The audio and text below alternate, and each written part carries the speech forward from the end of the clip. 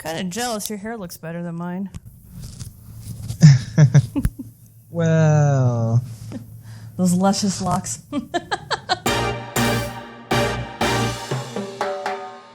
Welcome back, awesome people, to Cocktails and Consoles. It's Melissa, and this lovely gentleman right here is the fabulous Didsikal Games. Thank you so much for coming on the show. I'm so happy to have you here. I'm so happy to be here. I'm actually pretty excited. I've been so waiting to get this guy on the channel because he kind of exploded onto YouTube. I mean, the second I became aware of you, I'm like, oh my god, this guy has such great content on his channel. You just keep adding to it. I mean, I'm trying. I try to just I just try to play games and just have fun and put it up, see if people enjoy me enjoying games. So That's awesome. Well, what got you started on YouTube? I've actually wanted to start on YouTube for a pretty long time, but I've just never known what I want to do, what type of personality I want to portray on YouTube. I basically did. I mean, it's basically in the past few months before I started on YouTube, with this channel at least, because I have started a few channels before to no success whatsoever. You'll probably find some videos of me playing drums, or I think I uploaded a full Fallout 3 Let's Play on a previous channel. But at least on this one, I finished. I graduated college in May this year, and thank you.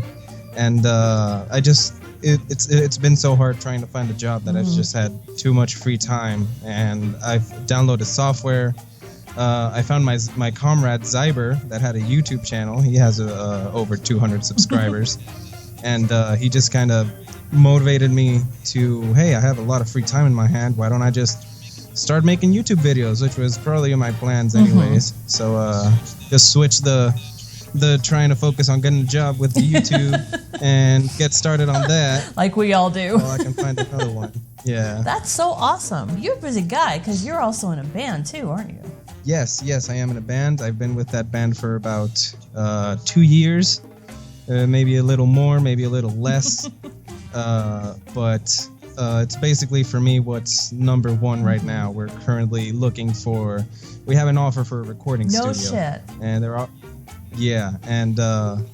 they're offering us a pretty good deal compared to other recording studios here in Puerto Rico that just want to rip you off. But yeah, now we're trying to choose one song and make sure we got it just the way we want to make it our first single, to then keep working on our album. Oh my god, that's so cool. So what do you play specifically?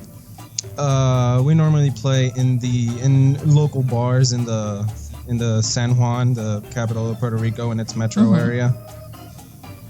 We're trying to move over to the tourist area just because it'll get more traffic. So those are normally the places we find. We're also trying to see if some of the members of the band, to raise a few funds while we're still looking for constant gigs, see if we can find we found an agency, see if we can get a deal to start playing a couple of weddings. No kidding. That's great, dude. Now, what instruments do you play specifically?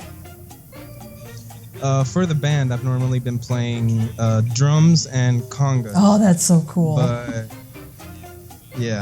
I can play basically any instrument because what I studied in college was percussion, and percussion involves all the instruments that you either hit with sticks or play with your hands. True, very true. So Dids kind of challenged me for his cocktail. He is a big fan of rum, fruity, can't taste the alcohol, straight up no ice, and the hardest one possible, which was blue. And I'm not sure if I've mentioned it on this channel before. Blue drinks are one of the hardest things to do, simply because there are no blue fruit. You can make other drinks in primary colors. It's not as bad. Like red will dominate anything. But blue, if you add anything to it that's not blue centered, chances are it's going to change the color of the drink. And I friggin' hate blue curacao. It just tastes so artificial, and it's like whatever drink you have that's blue is going to taste like blue curacao. However, I did come up with something that failed me. But I will tell it to you guys because it does work if you can find it. So, as I take you through this drink, we're going to start off with frozen blueberries. Now, as many of you know, these aren't blue, but they come close to it and they give the drink an amazing flavor. So we're going to start with that. So, to our shaker, we're going to add in about half a cup or so of frozen blueberries. Now, I went with frozen blueberries on this because, one, blueberries aren't in season right now. So if you want blueberries that taste like blueberries, go with frozen. It will taste as close to the vine as you can get for whatever season that you're in. Also, because frozen fruit, freezing it breaks up the cell walls, makes them more permeable, makes it a lot easier to crush. If you can find them, there is a wonderful candy out there called Pixi Stix that I know we all grew up with that is a pain to find, as it turns out, 3 days before Halloween. I searched like 5 stores. I could not find it. However, I did find blue sugar. So we're going to go with this. Now, what this is going to do for the drink is not only is it going to impart sweetness, but it's also going to give that blue hue. So more bang for your buck and less work. This also works with the Pixi Stix too. So I'm going to give that a good muddle here. Now, in your drinks, I didn't ask you this. Do you like, well, like when you drink orange juice, do you like pulp or no pulp? I would probably say I like no pulp, but I don't mind either. I can work with that. So I am going to muddle the hell out of these, but as you guys may see, I do have a strainer, so I'm going to be straining out all the bits of blueberries. So we get that hue, we get that color, but we don't have the the mulch, for lack of a better term.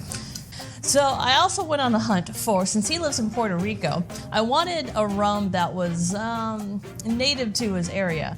And there are a couple. There's one called Pitoro and there's one called Bili. I could find neither. And my place carries like everything. But I did find Don Q, which this one actually worked out really, really well because on the nose it's pretty strong, but on the palate it's pretty mild. So it makes it very friendly to mix into your drinks. Now, how strong do you like your cocktails? As strong as I can feel tipsy in one drink. Okay, so to that level, you're going to want 2 ounces, which is why I'm using a double here, of rum. I made this last night. I got kind of tipsy off of one. I'm like, okay, I poured that a little strong. And to that, I'm actually going to add an ounce of blue orange liqueur. We're going to add our ice back to our shaker.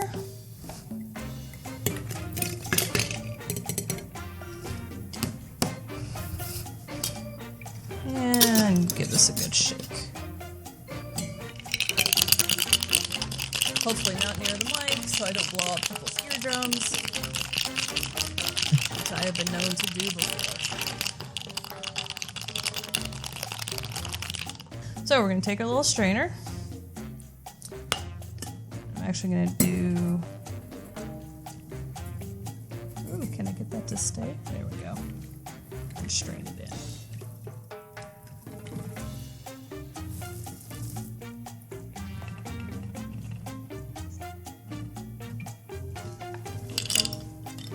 So there we have our base.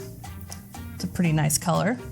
Now to this, I'm actually going to add some frozen grapes because since you don't like ice in your drink, but a drink like this is going to take a little bit to consume. So if you want to keep it cold, frozen fruit is a great way to go. Plus, it also helps boost that color in the drink and you don't taste them.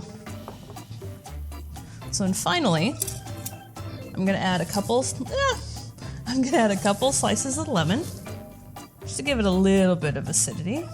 Finally, we're going to top it off with some sparkling lemonade. And make a mess all over my table. And the last trick, and this is completely optional, but I'll tell you right now, it really brings something to the drink. I actually have a sprig of fresh rosemary. So, if you guys remember from the show, a great way to activate this. Oh God, just wakes it right up. Stick that right into your drink. Now, you're not going to taste it, but because it's so close to your nose, you're going to get a little bit of the whiff of the rosemary when you drink the drink. So yeah, this came out. Oh, it's really good. It almost has like a jammy taste to it from the blueberries, but the lemons keep it from getting too deep. Oh, and that rosemary just wakes you right up. So yay, and what we have here, and what did you name this, sir? The NERDUDE. If you've been on his streams, which by the way, oh my god, be on his streams. His streams are friggin' fun. Fridays are Death Ride to Canada. Death Road to Canada. Do I always call this wrong?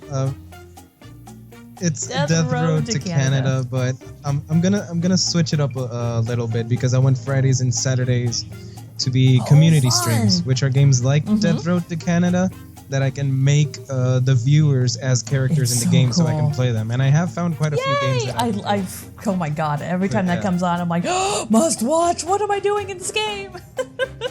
Oh my god, whoa, it's Cocktails and Consoles. Nice to see a familiar face. She pokes the dirt with a stick. Maybe she is drawing plans, maybe just poking the dirt with a stick. Trade Berserk and Perk Carnut. Dids accepts Cocktails and Consoles to the team. Did's morale increases, and we have CNC's stats. Apparently she is pretty average at shooting. With her strength and fitness, well, she does work out, if I recall correctly. Oh my gosh. Well, Dids, thank you so much for coming on the show. Everyone, go check him out. The link will be here. The link will be everywhere as usual. Hit him up on Twitter. Check out his music. I'm going to link that if I can. Yeah. I never remember how the this stuff is framed in YouTube. So I'm strike a pose. So I'll tell people, oh yeah, click over here, and it winds up being over there. YouTube, what can I say? Thank you so much. Oh, and you can also catch this guy on our Monday community Minecraft stream as well. He is an integral part of that. He builds stuff that I try not to destroy when I have to kite a creeper nearby. But yeah, hit him up, check him out his channel. He's an awesome guy. Absolutely love him to death. And we will see you in the next episode. Cheers!